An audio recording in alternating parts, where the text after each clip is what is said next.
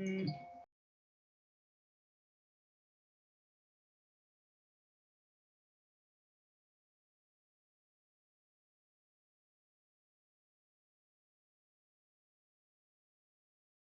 Hey guys. Hi. Hello. Hello. Oh.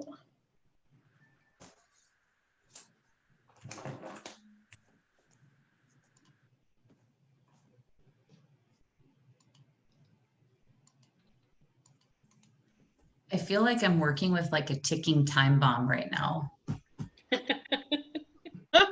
I'm just like, I'm like waiting for him to wake up, and I'm like, oh boy, hopefully not for another hour and a half. Yeah, the kids are so unpredictable. It's like, oh, nope, he's awake. Okay, never mind. Just check the kitchen cabinets if you can't find him. Oh my, you guys, my 411 with Scott was a train wreck. Like the entire time, Mason is pulling everything out of, like he was the other day too, Shelly. He was pulling out silverware and putting it in the garbage. It was seriously such a mess. And Scott is dying laughing the entire time. And we're like trying to talk about like some serious things. And I'm like, I can't focus, Scott. It was, oh my gosh, it was such a disaster. All you can do is laugh because it's like, Totally. what are you gonna do? Get mad, right? Like, Right.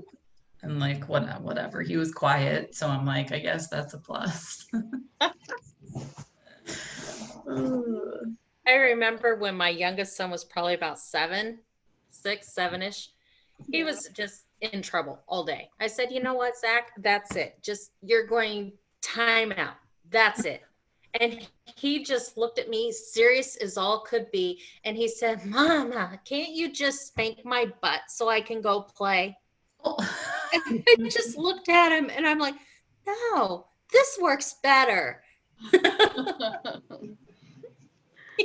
He's just asking for that. That's good. Oh my gosh. Yes, he makes me laugh. So that's really, that's all we can ask for, I guess, right? Yes. They grow up way too fast. Yeah, it's crazy that he'll be 2 in July. It's really crazy to think about. But then my husband will be like, only 16 more years. 1/8 of the way through. He has like a countdown. It's really funny. Like, well, see, then it just gets different. Like mine are 20, 21, and 25 now. And okay. when they call me, like once in a blue moon, you Yeah. know, Mom, can you send me some money? That's awesome. Do Don't they you live have close? a job? Do they live close to you, Brandy? No, they all live in Central Illinois. Oh, sure. Where in Central Illinois? Galesburg. Galesburg. It's like in the middle. It's about 45 minutes from like Peoria. Quad Cities. Yeah. Most of my family lives in Princeton, Illinois. Oh, really? Mm-hmm. Small world. Yeah, I'm assuming that's close because I know that's close to Peoria. Yeah, it's not far from Peoria. Yeah, nice. Everything there is in the middle of a cornfield. I know. Yeah. Yeah, it's like a different life down there. It's crazy. Yeah, it was culture shock, and so we move up here and settle in the third ward. That was different. Oh my gosh. Yeah, I bet. I bet. Yeah, down where my family is, there's more tractors than there are cars. Like it's legit it's a really small town, but it's mainly a farm town. So Yeah. yeah. Yeah, I went to school in a smaller town outside of Galesburg, and the little area where I grew up at, it's once upon a time booming town, but there were only 10 houses left. So that's where I grew up. Funny. Yeah, there was 92 kids in my graduating class, and 2 of them drove tractors to school. Like, that is just crazy to think about. Milwaukee's really different. Right. Oh, that's funny. Well, we can get started. If other people join us, that's awesome. And if we're done before 2:30, that's fine too. Scott isn't going to be joining us. He has an event for Life in Air, like another like group that he's a part of. So it's like a retreat that he has this afternoon. But I did have some things that he wanted me to ask and sort of create some discussion around. And then I figured we could go from there if there's anything anybody else wants to add or things they're running into, that kind of thing. But his first question was how, sort of just checking in on people with working from home and like what challenges they're having or any updates that they've made from working from home. His MAPS coach has been like continues to ask, like, make sure you're checking in on your people, because if you're feeling stressed, they're also probably feeling stressed or tired. If you're feeling really tired, they're probably also feeling really tired. So I know there's a really big push to continue to check in on people and make sure that, if there's anything that they can do to help with your environment or something in your environment, that they're kind of offering solutions to that. So how are things going in terms of working from home?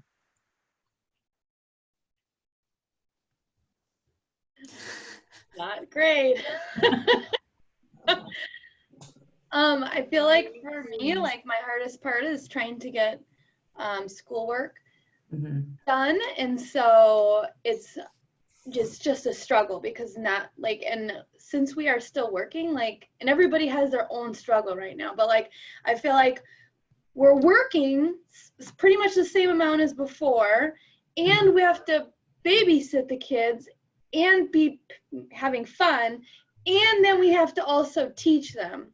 So when my youngest is he's not even 4K, he's 4 years old, but he missed the cutoff. So like his daycare teachers like keep sending him assignments to do on Facebook, and I'm like, I didn't even see this because this is daycare and I am not going to do any more homework. I'm like, so I feel like that's where my struggle is. Like, it's like just switching to my roles, and I feel like now I'm getting better at it. So, woo! Yeah.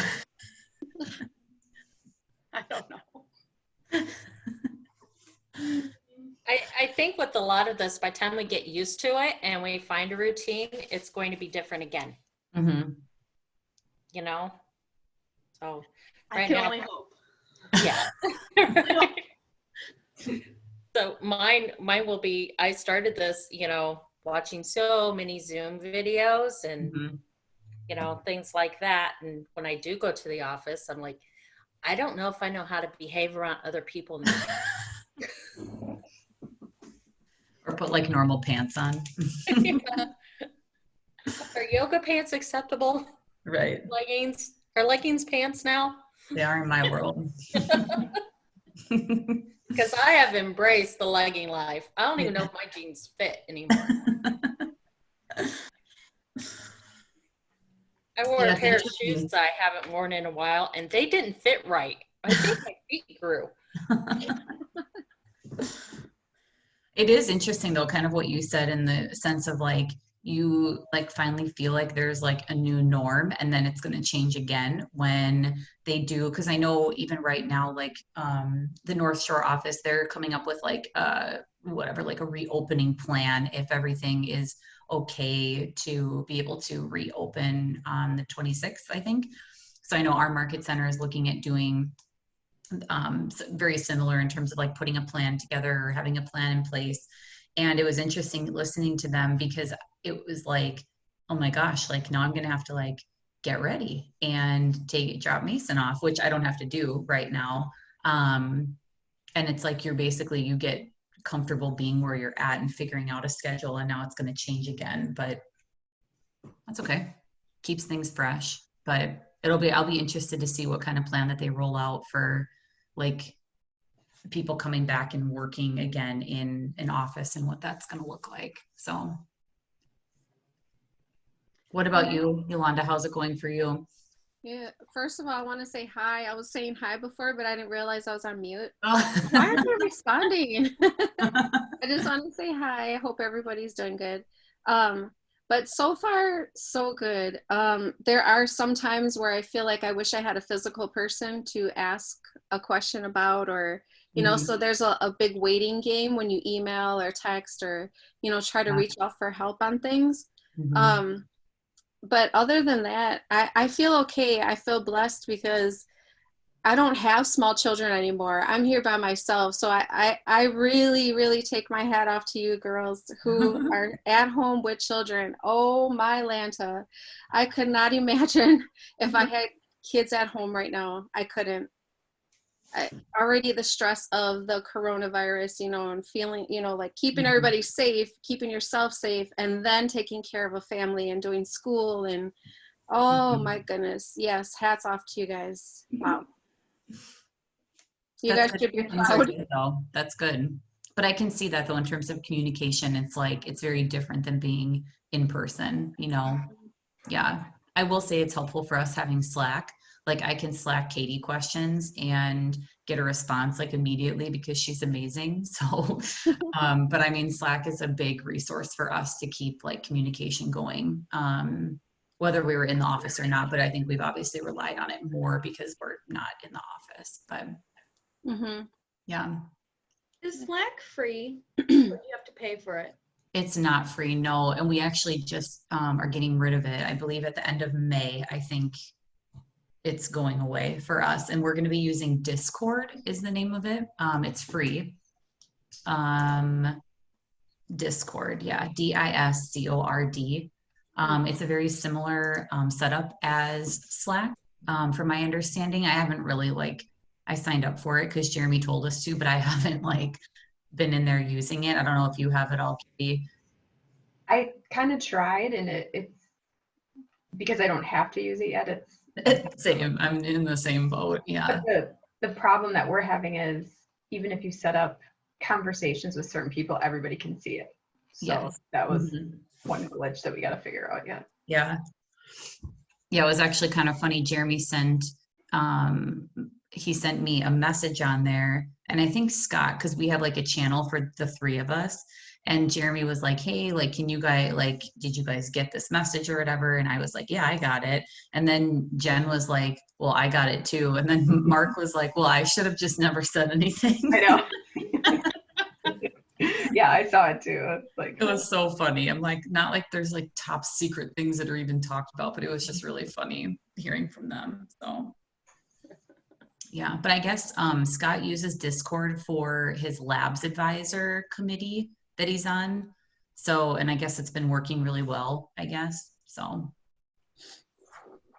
otherwise before that, they were using Facebook chat. All the labs advisors were using Facebook chat to connect, which I thought was interesting. But I guess Facebook has some sort of limit with the number of messages that can be sent, I think, in a day. And the labs advisors blew it out of the water. So they had to do something else, I guess. So yeah. All right. Just curious. We use Facebook Messenger right now for the group. Okay. How's that working for you guys? It's okay. Yeah. I'm just always interested because I've never used Slack. So when I hear it keep coming up, I'm like, okay, well, is this offering something better? But if you have to pay for it, right now it's probably not the time. Right. We used to use a free version of Skype too. Okay. I think Gmail has a chat function too, I think. It does, yeah. I feel like I remember using that a long time ago, in college, but never again since then. So what do you guys use to connect, Yolanda, you and Lisa? Is it just text messages? So I was gonna ask once the conversation died down a little bit. What do you mean in terms of are you just saying random things to do for the day, or just normal conversation? I would say normal conversation, or we've been working on our team agreements, for example. So Scott and Jeremy were rewriting and reworking the team agreements. And then Scott was having Katie and I work on like updating them for the team. So he would message us in Slack to say like, hey, I'm working on these. Like, I'll let you know when I'm done. Or like I was working on them and then I was like, Katie, I'll let you know when I'm done. Like, so it's more like constant communication about projects and like different things that are going on. So. Okay. We use a lot of Trello. You know, because you can move your whatever it is that you're doing, you can move it from spot to spot saying this has to get done, this is done, or waiting on. But otherwise, just because it's the two of us, it's mostly text or email or telephone call. But in the mornings, we do meet every morning on Hangouts. That's awesome. Are you liking that in terms of like being able to like connect and like figure out like what your priorities are for the day, that kind of thing? Oh, yes. Yeah. Awesome. And in Trello, you can email, you can put notes in there. Okay. And you can set dates, you know, when something's due. And then in the notes, you can actually do the @ sign, and it's all in the Trello. And once you hit the @ sign, her name, you know, the person's name will come up, and you can send them that in an email in case they don't look at their Trello right away. Got it. Okay. So that they know. That makes sense. Yep. We had, and that part of it is free, right? It is. Okay. Because I think they also have, do you guys use Trello, Shelly? Yeah, we use it just between me and transaction manager. CJ doesn't use it, and the other team members don't. Okay. Do you guys use that at all, Ashley? No, we don't. No. And we've never really, have we ever used that, Katie? No. Okay. I tried looking at it initially when I first started here because I kept hearing about it a lot, and then it reminded me a lot of Command, like the setup of it and like how you could like drag things into different categories and that kind of thing. So another one I was just looking up really quick. I sat in on and if this is ever helpful too for you guys to be able to attend this too, I can forward this out to you guys. Brinley Tucker did a training on, it was basically like a live Q&A last Friday where people submitted questions ahead of time, and then she like presented on some other things about like virtual assistants and then like systems that they use as for her company in general. And one of the ones she talked about was Airtable. And it looks a lot like Google Sheets or like Excel, but it almost looks like a better version of it for Apple users is what I can tell. Cause I think her team operates with Apple computers, I think. I could be wrong, but it was kind of similar to what you were saying, Yolanda. You could assign people different tasks. You could put notes in there, notify them of when different things happen, that kind of thing. So. Yeah. Nice. But that does cost money though, she said. I don't know how much, but it does, there's a cost to it. So. Okay. Yeah. Hey, what do you guys? I was just going to say, while we're talking about tools, I just want to let you guys know I started using Boomerang, which is just an add-on for Gmail. So if you use Gmail, you can have 10 boomerangs a month, and it's actually pretty helpful as far as for like if you have like a contingency or something, and let's say you're like, hey, just want to check in again about the loan commitment. Like you can set it to come back to yourself so that if that agent doesn't respond to you, then you see it in your email. So it's not clogging up your email. So I just thought I'd point that out because I actually find it to be pretty useful, and I want to use more than 10 a month, but I'm not going to pay for it. So yeah. Good to know. Yeah, that's interesting. Well, and I guess maybe that's because it sits in my email box, but I'll get notifications on stuff of saying like, if, like for instance, I emailed Lindy something on Friday, like a document we were working on for her to send out to sellers. And I sent it to her. And then all of a sudden it showed up in Gmail saying like, do you need to follow up on this? Or do you need to do something with this or something? And I didn't. So I was confused why that came up. But I'm assuming that's like that's more like a basic version. And then Boomerang is like an elevated version of that. Yeah, because you can snooze in just regular Gmail, and it'll it's not when you like send out the email though, like it'll just disappear it from your inbox and it'll pop it back in, or it takes a look at the way you check your emails and it guesses which things you think might need to be followed up on. A priority. Okay. It's like 5 days. Hey, you sent this and you might want to look at this again. But like the boomerang is, it actually like emails it back to you. Okay. And you can, there's some different things you can do with it that are just a little more flexible than the regular snooze. So it's actually really helpful, and it's free, and it's just an add-on. Yeah, for sure. Especially for, like you said, some like really important things that you're working on or that kind of thing. Yeah, that I don't want to have to necessarily like remember that I asked her about it, because it's like, and I don't want a babysitter. Right. On Trello, there's on each duty or whatever it's called, each card, there's a little eyeball. And if you click on the eyeball, it'll do that. It'll remind me. It's like, I think it's called Watch. It'll remind me and saying, hey, this is due in an hour, or this was due yesterday. You need to check on this. It'll send me an email and it will light up or something on Trello. I can't remember, but I know that it reminded me on a few things. Yeah. Well, I didn't know that, Yoli. Thank you. Yeah, that's interesting.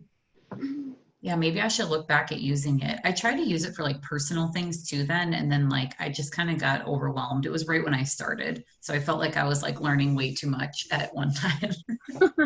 Probably. What do you guys use, Ashley, in terms of like tasks or like we use Top Producer. Top Producer, okay. That sounds familiar. Yeah. You have to pay for it, but that's what Sarah's always used, so that's what we use.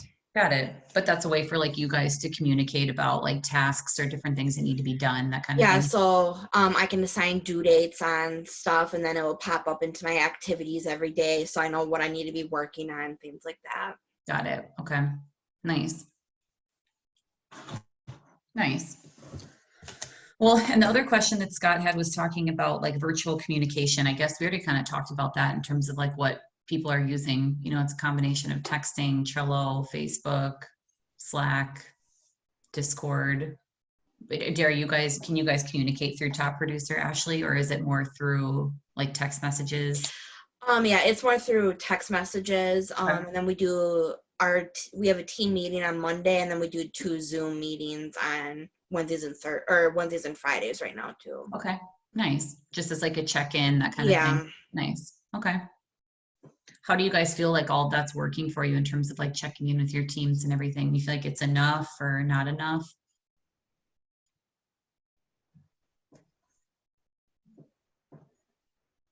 I think it's enough. Yeah. I do too for our team. I feel like Slack keeps everybody like engaged for the most part anyways. Like throughout the week we have a team meeting, but then I think Slack is like the other connector, if you will, like basically from our last team meeting to the next one, if you will. But okay, nice. The other things that I had written down in terms of like things to talk about was, I know a lot of the conversation right now in like Bold Pivot, in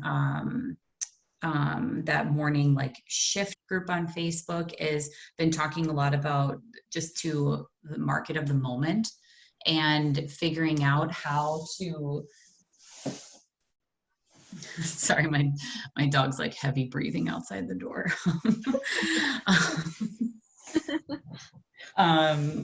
Sorry.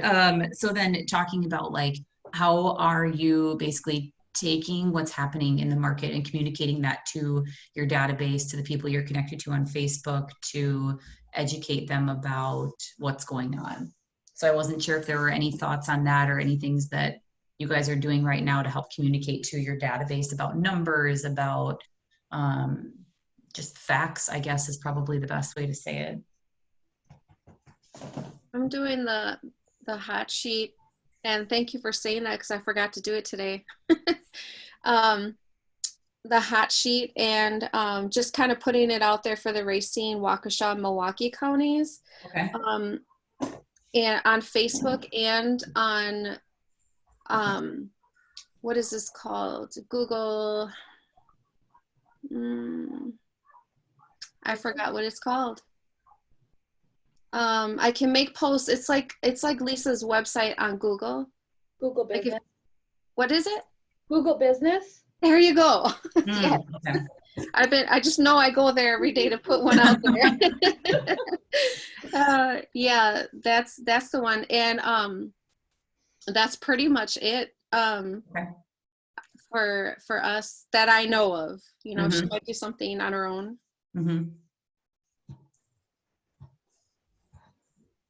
Anybody else doing anything right now? I think this is definitely still something that we could do. We sent an email out to our database. I don't know when was that, Katie, last week or the week before, I think. Week before. Just sort of giving them an update on, it was right after the stay-at-home order was extended. So we sent out an email saying like, hey, like, we know that this was extended, just as a reminder, like, we're still in business. Here are the things that we're doing now. You know, let us know if you need help with whatever, and then gave them a market update on the month of April so far.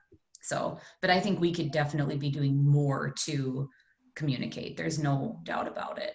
But I also, like, in the back of my head, and like, I keep thinking about the idea of like how it feels like it's overkill, because I think about all the emails that I get from like all different kinds of places, right? Like Marshalls and TJ Maxx and like Macy's and whatever, all these different things about what they're doing. And I'm like, I don't care.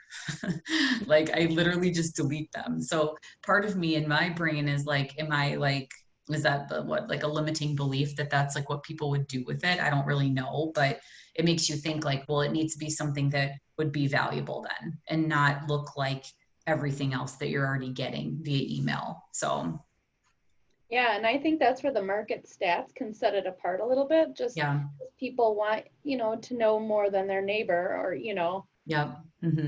So I think you're right about that, because there was, especially at the beginning, like it was like junk mail galore. I was like, I don't even know what this company is, and they're telling me, they're like throwing up their whole plan on me. Right. It's great you have a plan. What is it that you do again? Sorry, I don't know you. Hey, Jen. That's funny.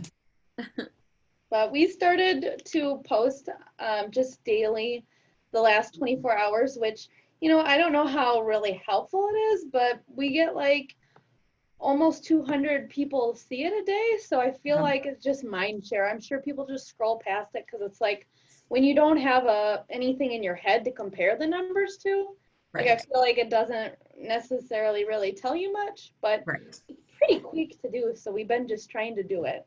Yep. For sure. We're looking at doing one right now where we're comparing like our team's numbers from last year to this year, because they're better this year than they were last year. So we're trying to figure out like what's the best way to like send that message essentially. But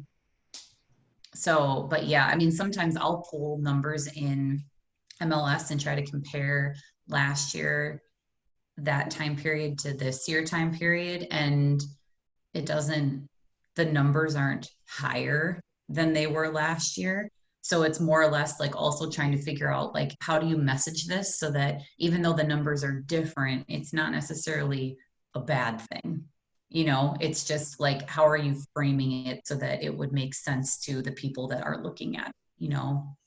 So are you guys doing anything? Jen, Brandy, feel free to. I don't know if you guys are doing anything right now to like your sphere, your database, etc., about like communicating what's going on right now and what's happening, like how real estate's continuing to move forward at all. With my sphere, a lot of mine is, 4 hours away. So I'm letting them know that I can refer people for them, if they're looking, answer questions.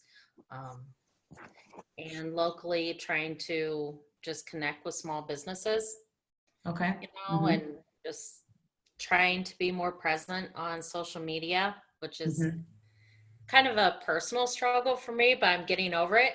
You know, I've made this goal to each day do something that moves me from discomfort to comfort and add square footage to my comfort zone. So that's my thing. So that's awesome. What about it is what about it makes you uncomfortable, just like sharing on social media or not knowing what to do on social media? I've found a lot of good resources that have good ideas. Oh, nice. So that's helpful. Yeah. A lot of it, I think, is just putting myself out there, talking about myself in this way. So it's kind of a confidence thing, and I'm overcoming it. I haven't, but I'm working on it. Yeah. No, I'm in the same boat. I get it.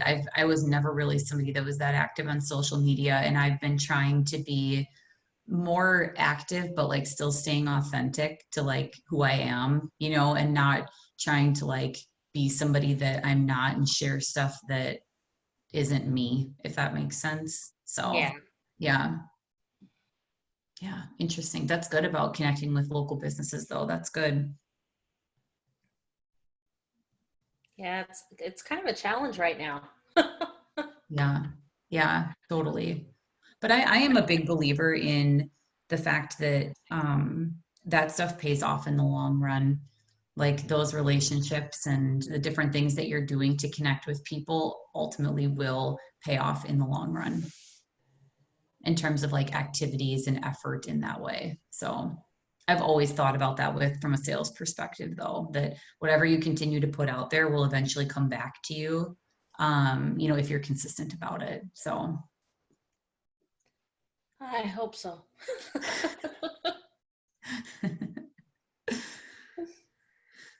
Jen, what are you guys doing in this area? Drowning. Yes, you could use that pen. To sum it up, things are completely chaotic and a mess, and every morning I'm getting up and like there's 50 new emails of just different stuff, and it's like, okay, now I got to sort through this and that and trying to get through. And we have right now, I've never worked with an agent that has had so many sellers who are also buyers as well. So a lot of the emails are referring to both properties, which makes it hard to, okay, I did this, I can move this out of my inbox. Got it. And like keeping everything straight, and everything's just kind of, I'm not gonna lie, it's a mess right now. And trying to play catch up, like I'm still playing catch up from when I was out for, you know, the 3.5 weeks where I was only working like an hour or two a day because I was dying the rest of the time. Yeah, that's awful. Yeah, I'm glad you're feeling better. Yeah, me too. But yeah, like how do you handle, like when you guys do a listing? We tried doing the landing page for like a listing because most of the time we would have a listing and that weekend it was under contract. So it was like the landing page never actually got up and running. And then we tried it for one property and it was like, okay, the landing pages aren't that hard. Let's go ahead and start doing this. But if it's going under contract within a couple hours, is that even something that's worth it? Do you guys do it right away? Do you suggest waiting on that? We don't even do them. No. I don't even know how. It hasn't even been a conversation. Yeah, I don't either. I've saved some emails of like Loom videos of people doing them, but I haven't done them or looked at them at all. Because like it's nice to have for like a shareable link to the property that has Terry's info. Because like this just came up because she had a seller that like the daughter or something shared a link for the house from realtor.com, but it didn't have any info for Terry. And there was a lead off of that, and it's like, well wait, what? Okay. So when it comes to trying to market new properties and share them on like Facebook and stuff, and share them to different buy sell trade groups and just get them out there and get them seen, what are you guys doing as far as that aspect? MLS.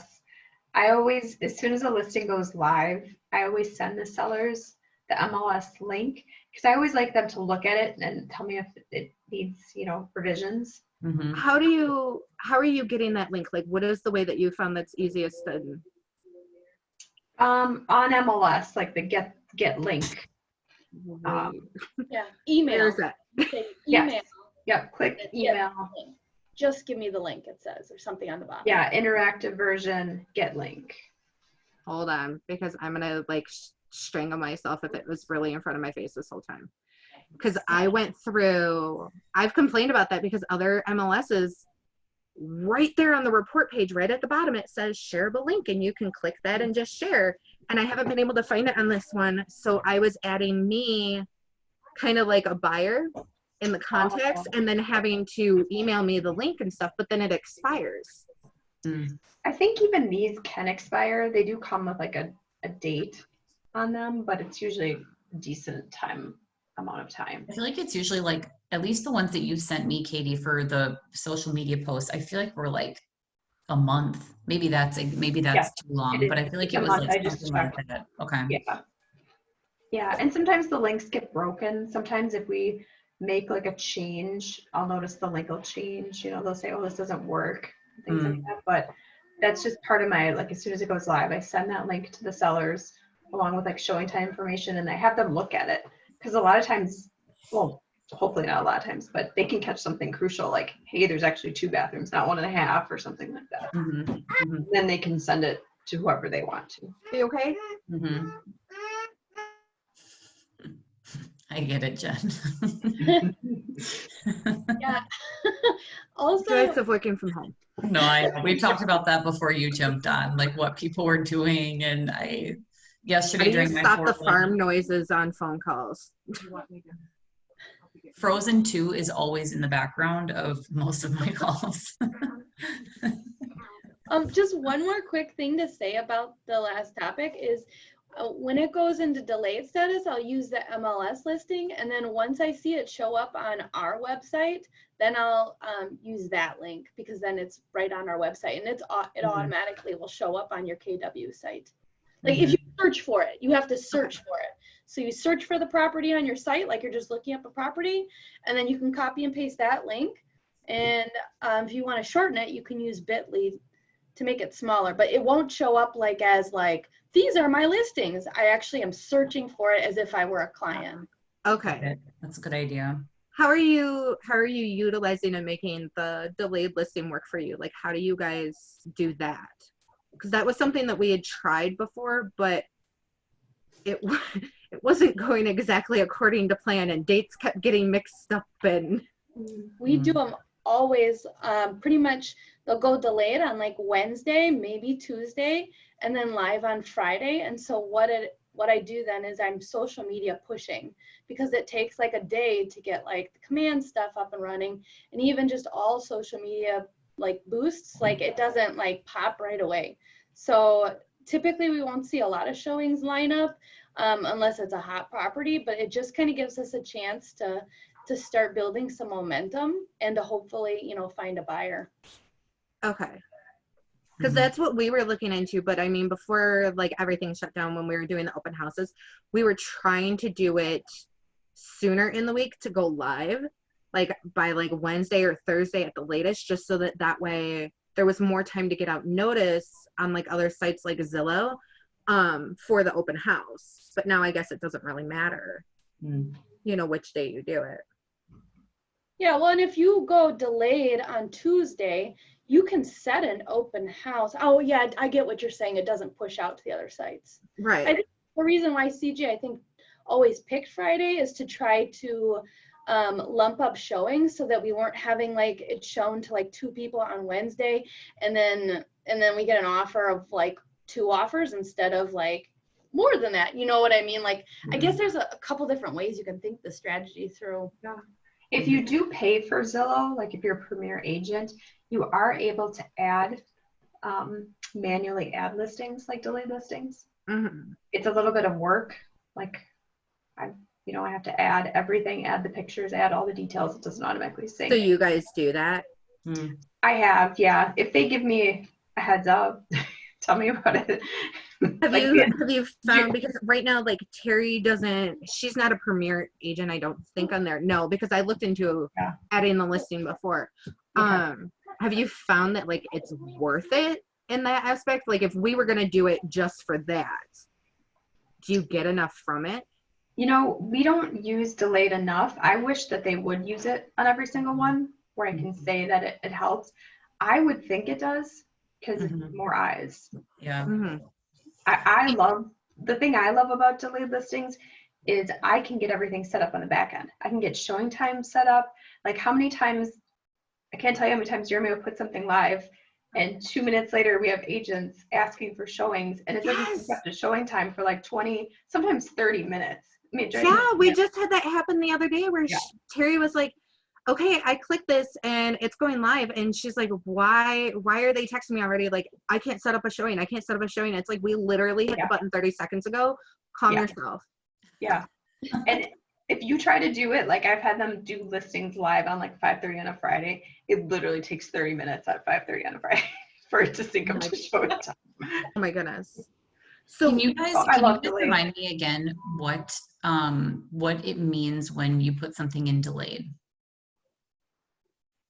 It means that it's in MLS, but showings are not allowed, and it typically doesn't get pushed out to syndicated websites, except for like Shore West, I think, unless I'm wrong. So it's technically, is it visible to, like if I'm a buyer, it'd be visible to me in a delayed status? If your agent set up a saved search that clicked the box that said delayed, but if it was an agent that didn't click the box, then you won't be notified until it goes live. Got or it. some agents might not do it because they like to hold that, you know, maybe they're checking the delays themselves and they can be like, hey, here's insider information. Got it. Make it look like they're doing you a favor. Yeah. Interesting. Yeah. So like it allows you to market the property before it's going out to all those sites so that you kind of have a better chance of trying to find a buyer. Because you have the signed contract, so you're able to go ahead and start marketing it, but it's not going out to all those other websites. It's just in the MLS. But you can go ahead and do, you know, if you use one of those other sites, I wonder, would it pull information to a landing page? Why wouldn't people want to put it into delayed status then?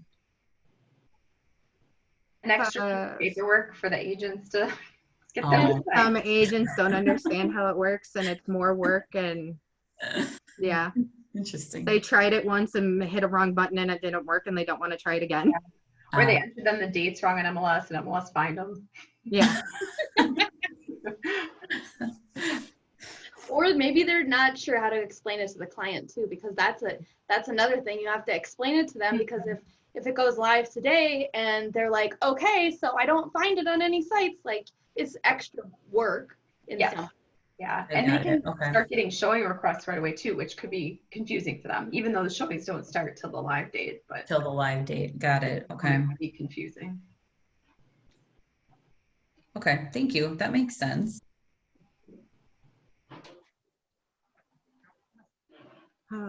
I hate this. I had a bunch of questions for you guys, and I don't even remember what they are because I don't know where my thing is written down. I was on the phone with Terry when all of a sudden I got the calendar notification for this. I'm like, I gotta let you go. How are things going with you guys in terms of like communication and stuff? That was one of the things we were talking about a little bit earlier, was communicating remotely. But I guess for you guys, it's always kind of been like that. For me and Terry, yeah. Yeah, not a lot has probably changed for you guys with that, right? A thing that has gotten harder is because of the fact, like with my son home, I'm not sitting here just in that solid time frame working. So there's a lot of like, she'll text me and, oh my God, I need this. Well, we stopped for lunch. Or I had to take him outside because he's bounce. And it's like, all right, you need some of that energy out. Let's go for a walk or let's go do this.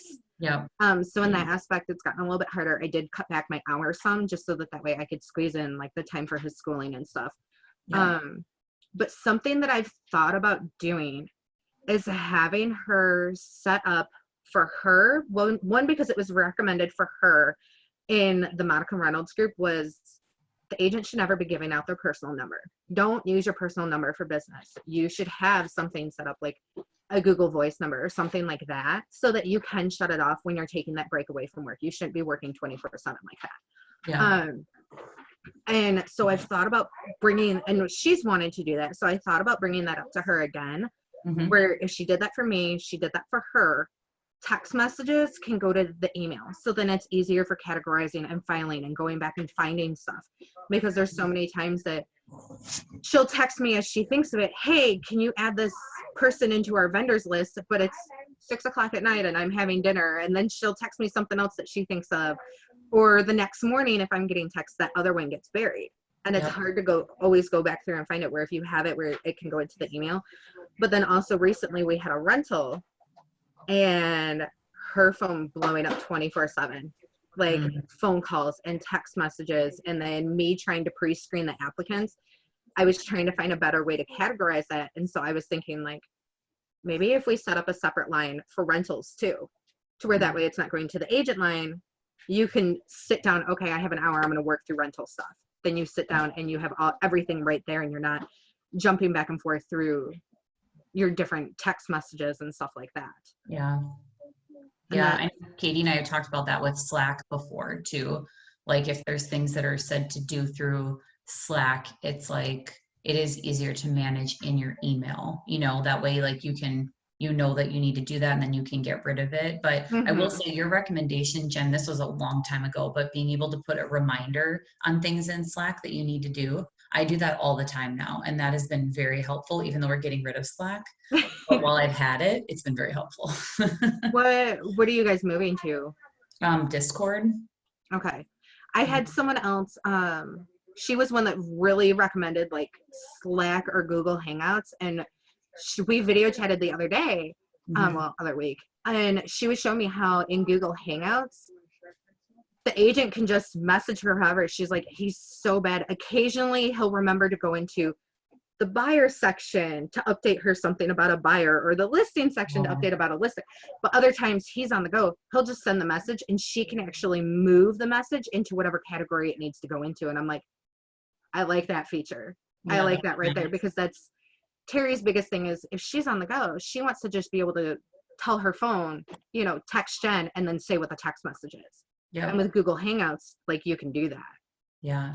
Interesting. And stuff. And then I would have the ability to categorize it if she's not able to actually go in and do it. So that was something else that I've kind of been looking at. And she's like, and that's free if you've already got the G Suite and stuff. Yep.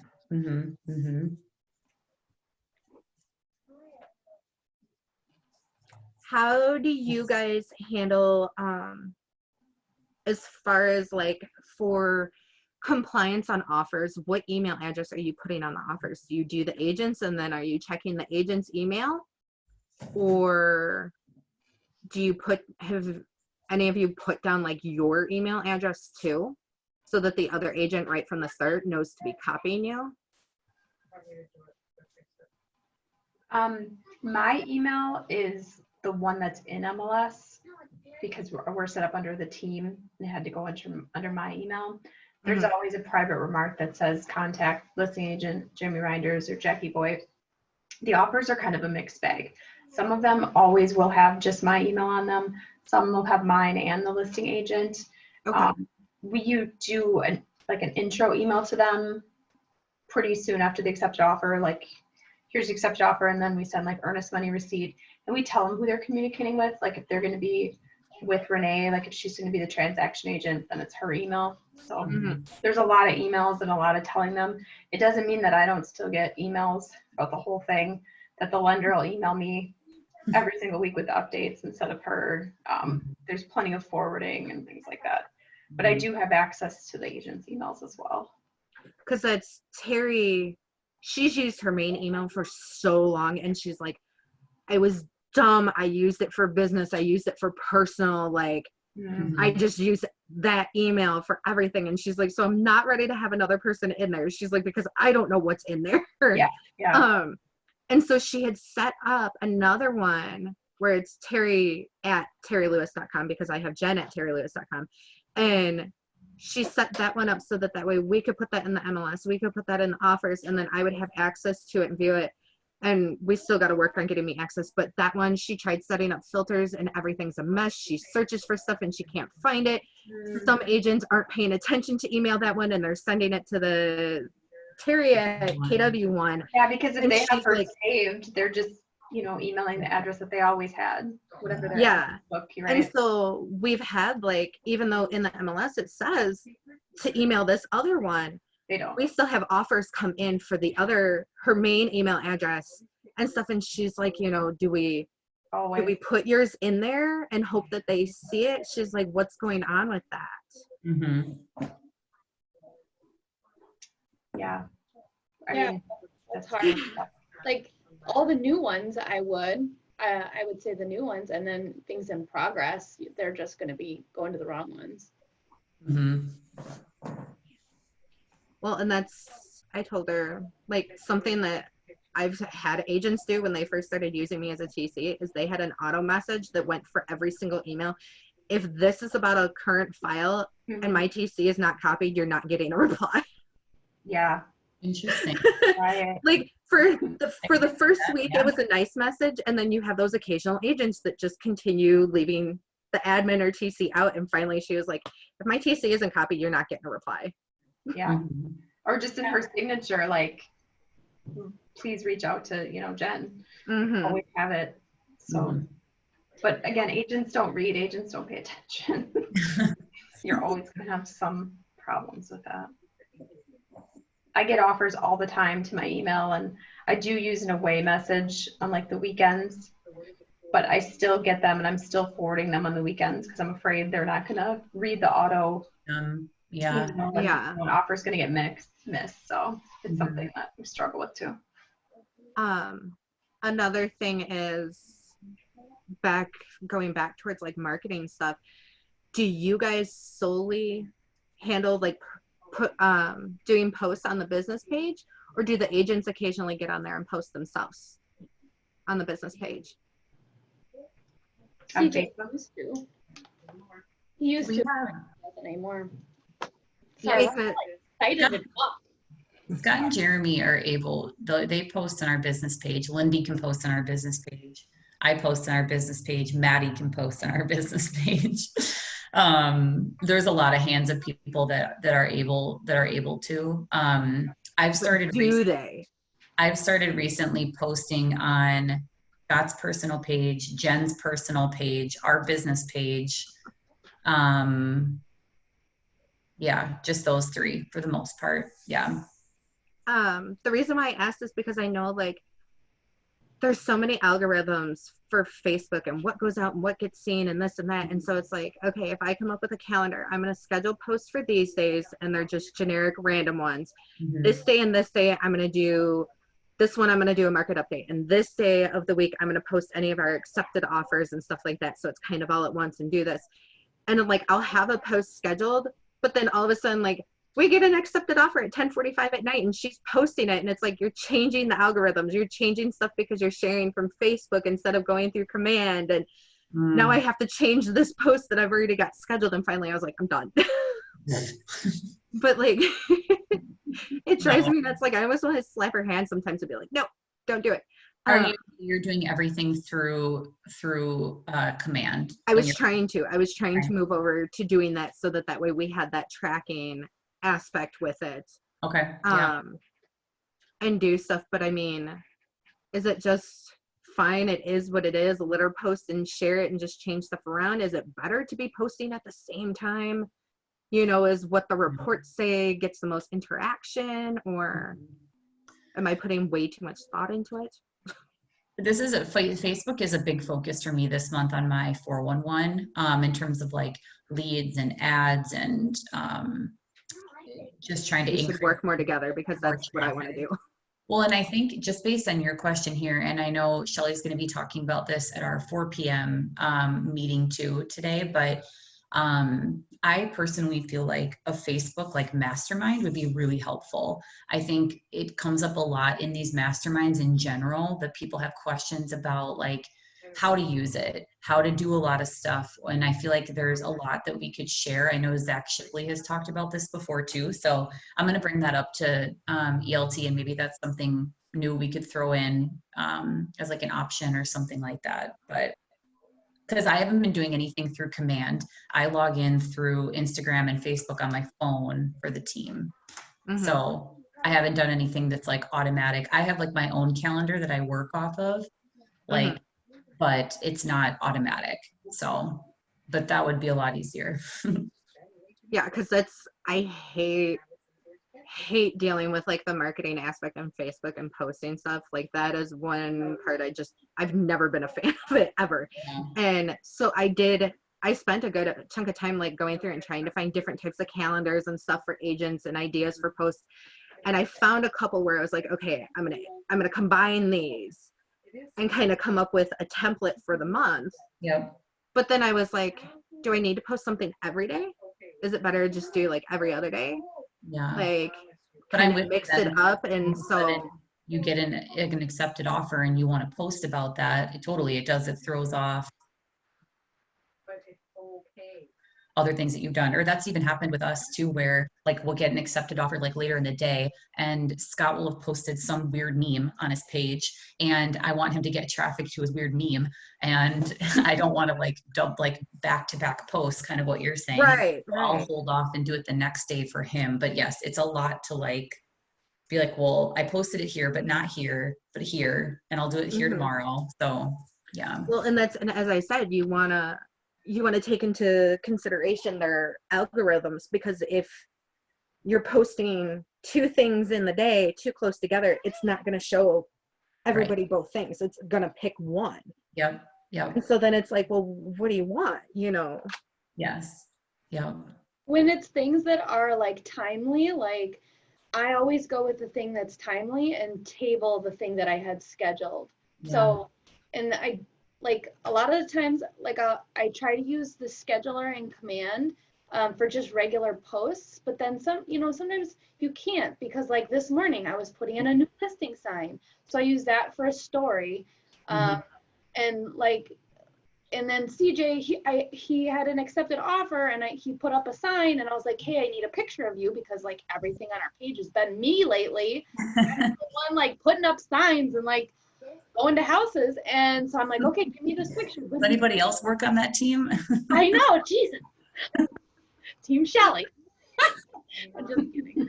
But anyway, he didn't get it to me. I'm like, I need the picture. And then he emailed it to me today, and it's like, oh, well, thanks. Like, now you've messed up my day. Like, I'm like, I needed that yesterday. So I'm with you, Jen. Like, I don't like him to post. I don't literally like anyone else to post on the page, just so that I can have control over when things go out, because it does matter. And then I don't want to run out of content.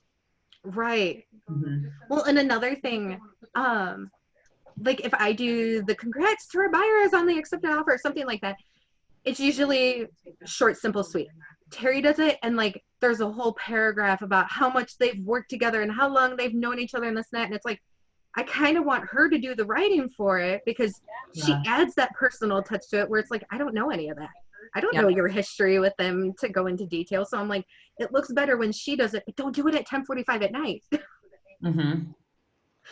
Sometimes I'll ask the agents. Katie will message me and say, hey, Jen got an accepted offer. I'll message them and say like, hey, like, is there like a cool story behind this accepted offer at all? Or like, is there anything unique about this accepted offer or something? And most of the time they don't respond, or it's a no.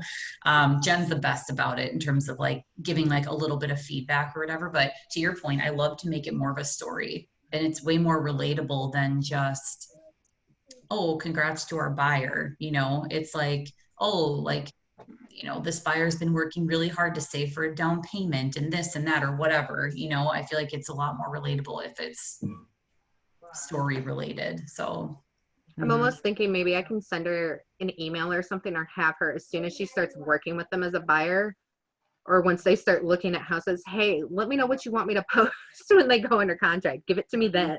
Yeah. It'd be cool if people used command, I think, how it's intended to be used, in terms of like logging information and logging conversations, because then you could probably piece together a little bit of the story, you know, like let's say you met with them and you walk through a house and then, you know, you put in your notes saying like, yeah, you know, they have a dog named Reggie and their son's name is Kyle or whatever, you know, then you could take some of that information without having to ask them. But I know a lot of people are not really using it like that right now anyways. Well, and Terry's asked a couple times, she's like, I keep seeing all these different posts or articles about agents making such a big transition with Commander, like getting so much back from using it and utilizing it and how it's making such a big difference. And she's like, you know, I really want to get us here. And I'm like, okay, I know how to do these things, but when do you want to sit down and learn how to do it? That's the hard part. Like, when are we going to have that time for you to learn? Because it doesn't do any good for me to do this amount of stuff and then she's not going through and doing the calls and the notes and the updates through it, you know, like you said, because then I'd be able to go back and see stuff. One thing I did put together, that, see if I can find it, because she's using .loop again, just because the DocuSign and everything, it was such a mess and it was such a pain in the butt. And there was one weekend that I was unavailable to help with getting an offer put together. And so she went ahead and just signed back up for it. And I'm not going to lie, I love it. I love .loop. But I was going through and when I was setting up templates, I found something where it was like a client sheet and I made one of for ourselves where I know I'd mentioned before about trying to get contact information and updated information for people. Am I allowed to share my screen? Will it let me? Hold on. I think so. Let's see. Do you guys see my screen? Yep. Okay, so I went ahead and made this real quick where it's just their full name as it should appear on title. If they have a nickname, date of birth, male, female, if they're single, married, whatever, phone number, email address, and then their address there, and then just, do they have kids? What are their birthdays, pets, favorite restaurant, favorite store? And then that way, when we start getting a new buyer, I can just go ahead and my template's got, you know, the client info sheet, buyer agency, and stuff, but then I'm sending that so that I'm able to get I can't figure out how to show off the share screen because I'm special. Let's see if I can do it on my end. I can't get this opened. Stop participants sharing. Did that work? Yes. Thank you. But yeah, I went through and did that just because there's so many times that she'll send me the contact and it says that like, oh, this is their main number or it's their home number. And I'm like, Terry, that's a cell. Like these are important because when you're working with a 70-year-old client, it very well could be their home number. Like I need to know, if it's a cell phone or not, or it doesn't have, you know, she'll give me like for now we have a client where he goes by Sam and his first name, I don't even know how you pronounce it, but he's from Africa and Sam is nowhere near his first name. But I didn't know that when I was setting up the .loop and for signatures and stuff. So little information like that is extremely helpful. Yeah, well, and it's true. I feel like it helps to personalize things. Then I guess depending on what you do for closing gifts, maybe you do it catered towards some of those things that you learned in there, you know, whether it's a gift card to their favorite restaurant or whatever it might be, you know. Or if you want to get them something special for a closing anniversary or a birthday or anything like that. Yep. Speaking of closing gifts, have any of you worked with, what is the name of it? Client Giant? I posted about it in the group. No, it's, I had another agent post about this somewhere where you sign up and it's, I forget how much it is, but like you pay a fee and then it's like $10 per client or something that you go in. But anyways, they give a gift throughout the transaction.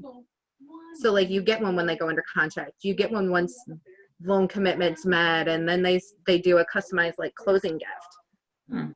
And it looked really, really cute where you may not want it for every single client. I mean, depending on how much business you're doing, but like if you have those higher end clients or those ones that you've worked with multiple times or something, it would be kind of cute to add them onto it.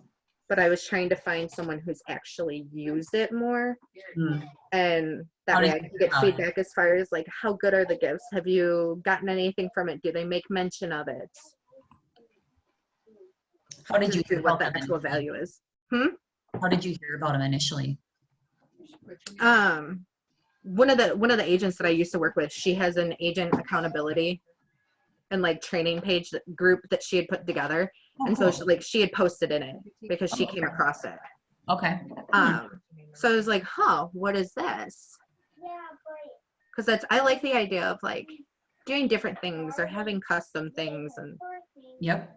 Yeah, totally. Like there was one client that we had where I don't even remember how it came up during the photo shoot, but like he was talking about wanting ice cream at like 11 o'clock at night, but it sucks because the freezer would make it too cold and then you got to pull it out and have it thaw, or you got to do this. And I was like, well, just get a warming ice cream scoop. And he's like, that's a thing.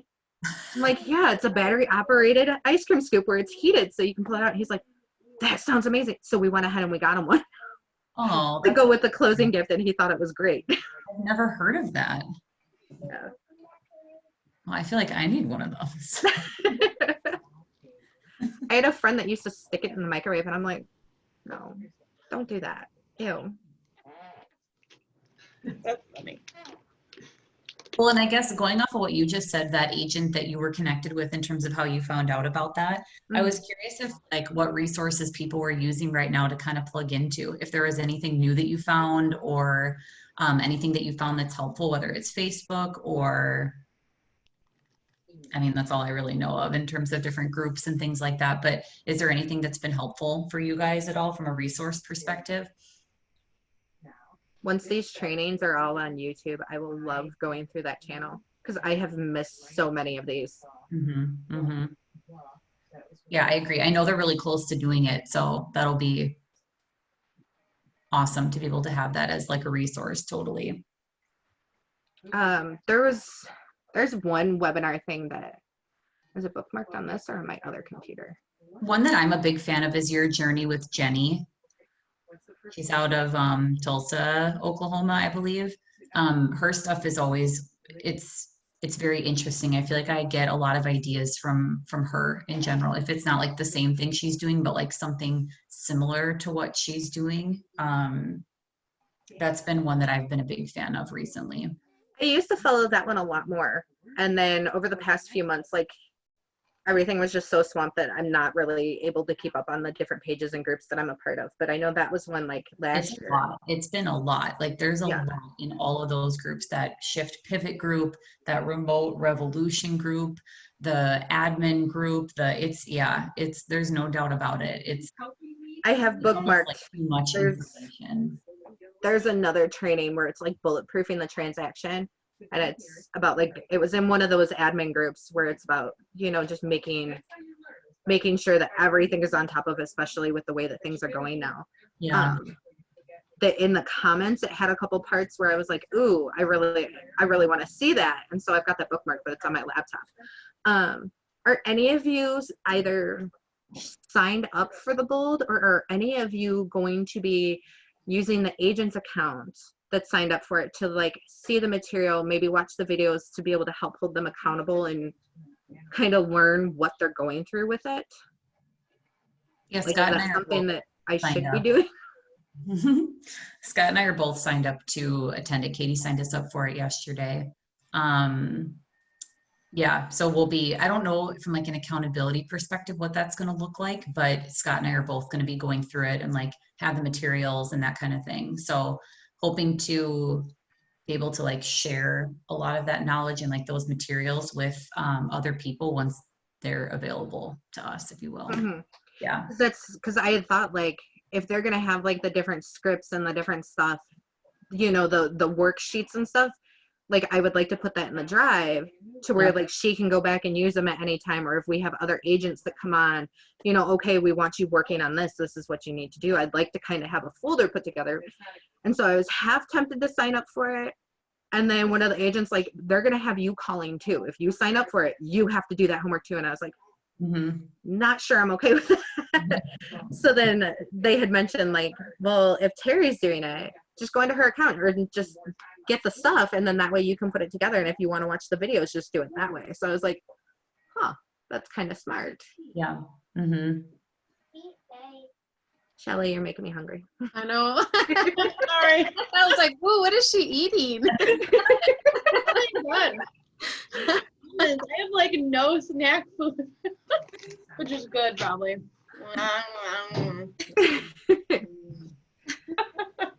That is a good idea though, Jen, just to continue to, I'll bring that up to Scott too, to figure out a way for us to put like all the materials in the one spot resources to like create a new folder for Bold Pivot.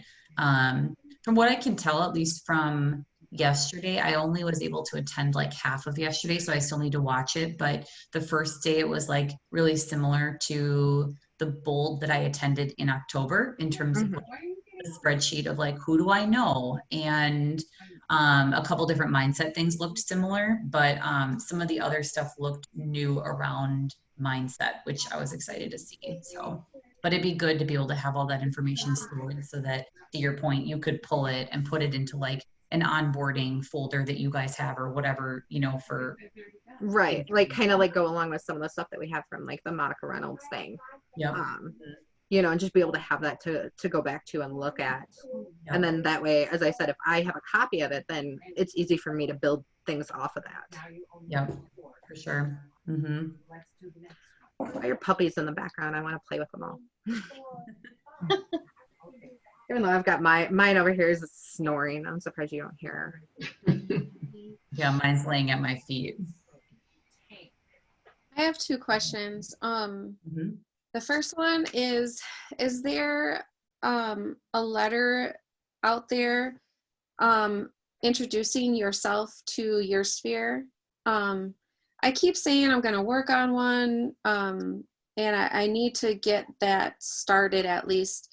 Maybe I can read some ones and get some ideas off of it. I feel every time I try to get it started, I feel like I'm blanking out. I'm almost positive that there's templates in the groups that I had added you to, because I think when I first started as a TC, I wanted to go through and kind of put that out there because I am licensed. I can get referrals and stuff. So I was like, okay, I need to do this. I need money. And I just never got around to like doing it. But I'm more than positive that I found templates in there at some point that gave me ideas to kind of work off of. But I never got around to putting something together. I should. I'll send you something. I know Scott has one that he's referred to like multiple times as to like a message that when he got into real estate, he sent out to like every single person he was connected to on Facebook. He just customized like the first part of it. Let me find it. It might be in the one spot. I'm not totally sure, but I'll get back to you to send an example. Okay, awesome. Yeah. Send that to me too, please. What was that? I said send that to me too, please. Yeah, totally. Yeah. Yeah. Yeah, then my other question was,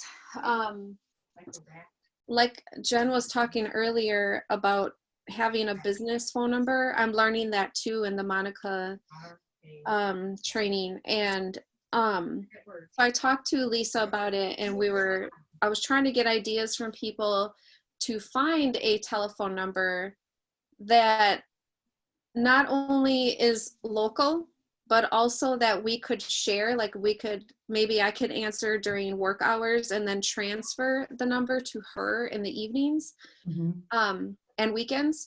So does anybody have any ideas? Like I signed up for a Google Voice, the free, but I'm just not sure if they have that option. They do. When I was first looking into it before, when I had first started with Terry and we were going to look into doing it, I had posted and asked a bunch of people. I know there's a couple different programs that do it, but the biggest one was like a lot of people recommended Google Voice, and that they have where like you can put, I'm not sure exactly how it's done, and who knows, because it's been like almost a year, maybe they've changed it, but I'm hoping not, because that's what I want it for. Is I think that there's a way that you can like forward or put in who that number is going to at that time, because there are times where Terry's like, oh my God, things have been just so crazy. Like I want a day off, is there any way that I can transfer, send people to you if they email me or text me? And I'm like, okay, yeah, let me work this out. But it would be nice to just be able to have her transfer the phone, or if she's going to be, you know, in a training or something, I can take those calls. And So, then I can our team completely uses shut it off at night. our team uses Google Voice, and that's exactly what. So when I'm working during the day, I have all the phone calls go to me. And then at night, sometimes depending on how many calls we're getting or if we're waiting for a call, I'll put them to Sarah, or you can just have messages left on the Google voicemail and then it'll email us to let us know. But then we can also text, and both of us can see the text messages, things like that. You can both. Sam, like if text goes through, will it go through to both? Yeah, so I have it up on the computer too. So we right now we get notified via email if we get a text message. So then you can either respond in email, or you can go, you know, through the app on your phone or through the computer, and I can text back. But both Sarah and I have access to that. That's exactly what I'm looking for, but I just don't know how to add her number to it. Or if you want, you could have the phone go to several different phone numbers, and then whoever picks up first is just the one who gets the call. So are you using the business account or the free account for that? The free account. You did that with the free? Yeah. Okay. That's what we do too. Ours goes to Lindy, and then I think Jeremy is like a backup for it. Or like, I think it all just goes to Lindy. And then if like she's like off or something, or she was sick for a week or so, and we just switched it over to Jeremy. So it all went to Jeremy's phone, but I don't know the ins and outs of specifically how that works. Are you paying for a G Suite? Like, do you have a business Google account or no? No. No? Okay. See, in Terry's account, it's a business account, so you can't do the free line. It costs like $10 a line.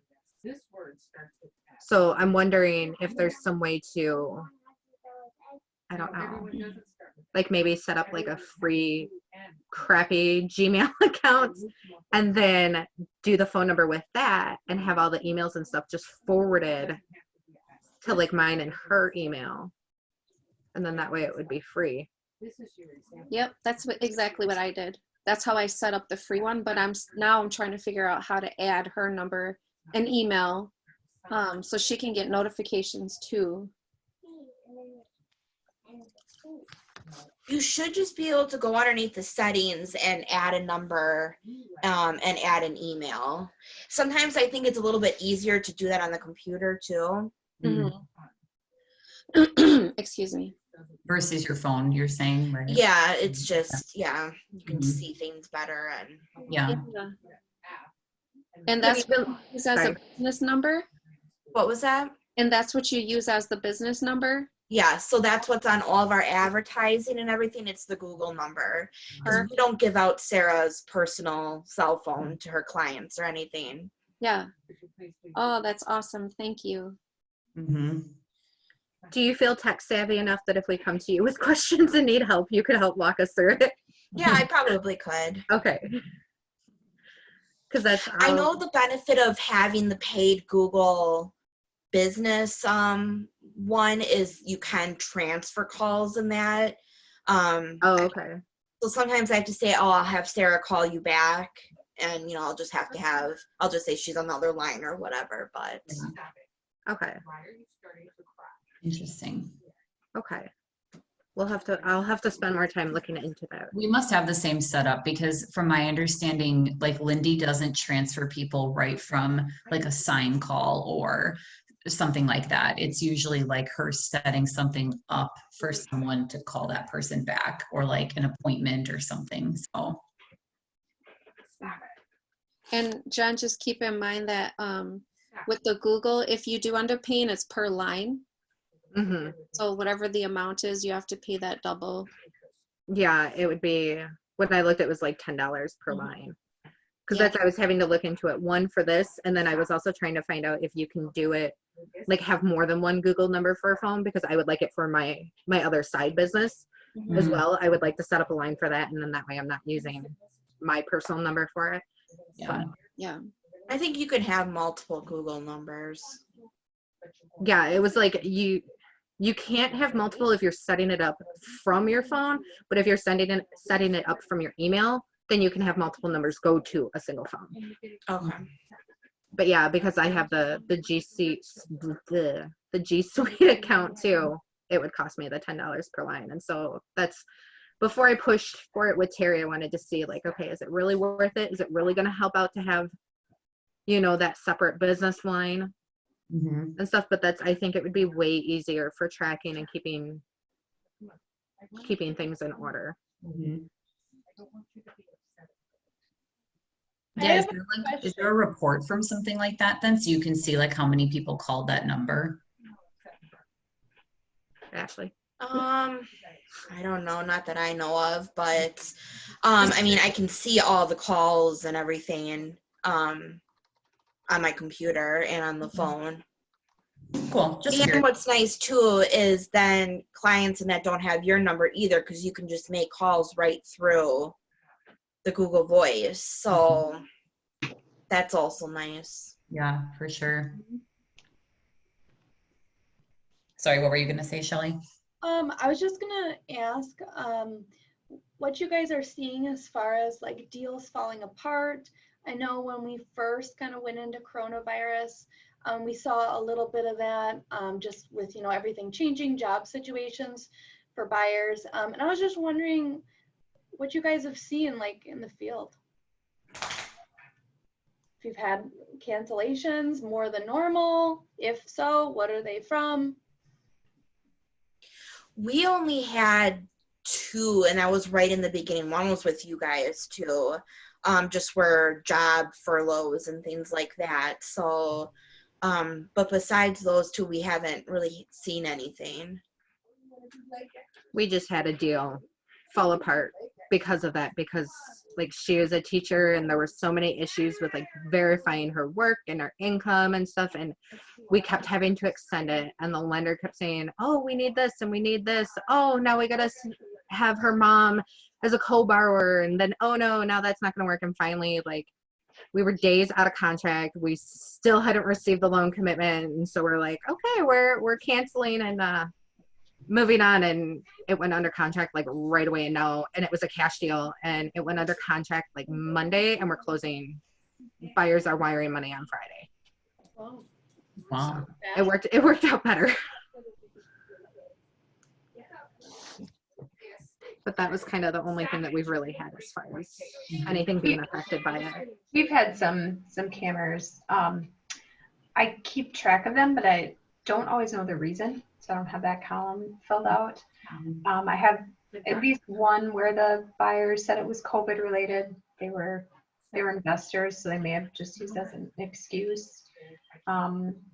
We've had some, I think, with inspection defects too, but whether or not that was the true reason, sometimes you don't know what the actual reason is. We've had Mark, for some reason, had an exceptionally high number of cameras this year.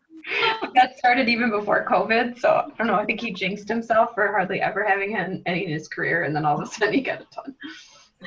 Too much Qdoba, they don't want to work with them. Yeah, I was just curious because, you know, I don't know, I usually like try to think about like, okay, 1 in 7 is probably gonna like fall apart. And it's actually, we only had 1 at the beginning, as Ashley said, and it really hasn't been bad. So I was just curious what everyone else is seeing. And like, are you guys doing anything differently as far as like bulletproofing the transactions? You know, I feel like I'm more aggressive with the lenders and following up on the, like, I'm just like a little like chihuahua, like, hey, don't. Especially with what happened with our last one, Terry is way more like interviewing the buyer's agent about the lender and then talking to the lender themselves. Like, okay, are you local? That's a big one. Are you in the same state? What issues have you been having? How are you following up on this? Are you working nights and weekends? Because we ran into that where the lender didn't do that. And so we're like, the deadline is on Saturday. Why are you not answering? But just, yeah, I saw somebody, I think it was it Kathy that posted in the the office group something about like bulletproofing the transaction and like different things that you could do, where I wanted to go back and save and look at that more thoroughly. And then just following up on everything even sooner than before. Like I am on top of title, on top of the lender multiple times. If I send an email and I don't get a response, I give them the next day. And then the next day I'll follow up again, where no, if I follow up with them in the morning and I haven't heard anything by the end of the day, I'm following up again. And then I'm following up again in the morning. And if I haven't heard from them, like I'm calling. Yeah, smart. As someone that's selling their house right now, I don't know all of like the calls that Renee is making to like lenders and stuff. She told me initially when we when our house we accepted an offer, she called and like walked through like her process and all the things that she was going to do, and the big parts of her following up with the lender and stuff like that. I don't know all like how frequently she's doing that or anything, but she was really good about communicating with me on every single week. She called me on Monday. We joke that like, cause we close this Friday, we're like, what are we going to do on Monday? Like, you still need to call me. Like, I'm so used to talking to her like at 9:30 on Monday right away. So, and any updates that we had, she called me right away with those updates. It wasn't like a text message. It was a call right away. Which made me feel good, because I definitely have been a little uneasy, because there's a lot of variables of like those buyers that they could lose their job. They could, or I mean, you know, there's a lot of variables. I don't know them. I don't know what their situation is. So she's just been really good at just basically telling me to calm down, and here's why you should calm down. So I've been very appreciative of her, for sure. Yeah, Renee's and I've talked about it, and she's mentioned it. Like, she's had to communicate even more. So she's had to be, because emotions are even higher than normal. Obviously, buying and selling is emotional. Yeah. And they've been at an all-time high, and especially it has to deal with money. So everybody's very concerned in every aspect. So it's even more questions, even more hand-holding, just more attentive to them. Don't leave them hanging. Yeah.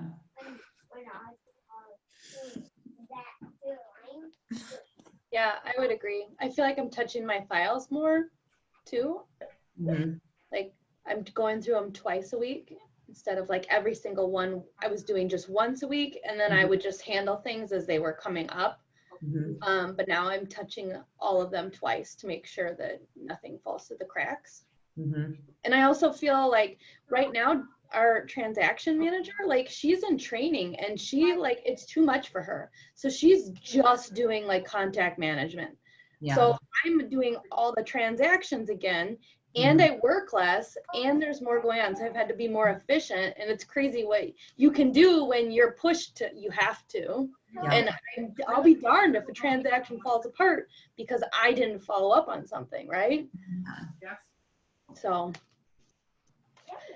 anyway. I'm sure those extra touches are going a long way though. Like, I know I've really appreciated that.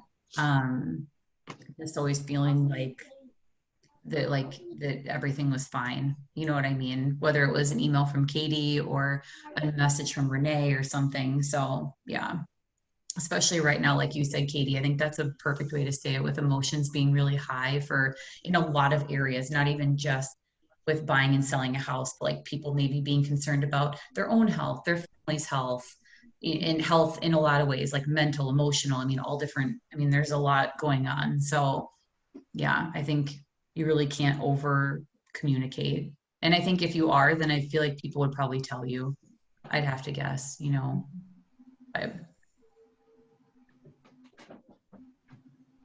Nice. Well, we're right at our time, so good job to us.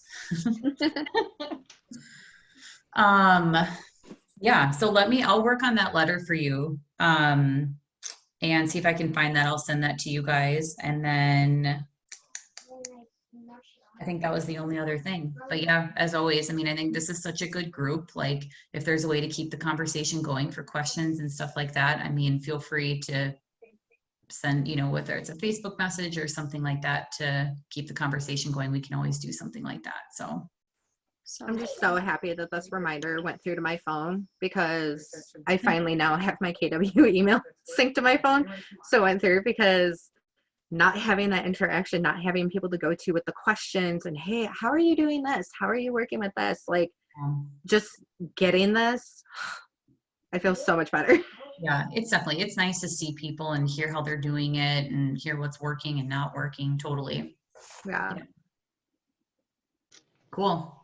All right. All right. We'll see you guys later. Thank you. Bye.